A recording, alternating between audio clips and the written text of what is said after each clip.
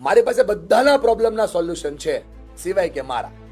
એટલે કે હું કરું ને તો લોસ જ જાય, નુકસાની જ જાય, અને જેટલા નાખ્યા હોય એ તો જાય, ઉછીના કરું એ જાય.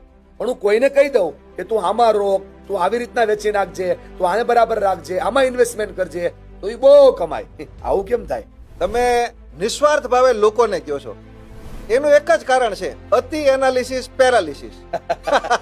ટૂંકો જવાબ એનો, તમે જ્યારે લોકોને સલાહ આપો છો ને ત્યારે બહુ નિસ્વાર્થ ભાવે જે જોવાનું છે ને એ જોઈને તમે સલાહ આપી દો. તમારું કરો ને ત્યારે તમે એટલું ખોતરી નાખો છો ને કે જેની કોઈ કલ્પના નથી. અચ્છા. નાની ગાયનું વાછરડું હોય ને તો એ ગાય વાછરડાને એટલું બધું ચાટે ને કે લોહી નીકળી જાય છે. એટલે આવું થાય છે. આ પ્રોબ્લેમ એટલે થાય છે. એટલે બીજાને કેવું હોય તો કઈને છૂટી જવાનું, છૂટી જવાનું. અને પોતાને કેવું છે ત્યારે બહુ બધું એનાલિસિસ થાય છે. બહુ એના થાય છે અને પેરાલિસિસ થઈ જાય છે, રિઝલ્ટ સામે આવી જાય છે. બરાબર છે.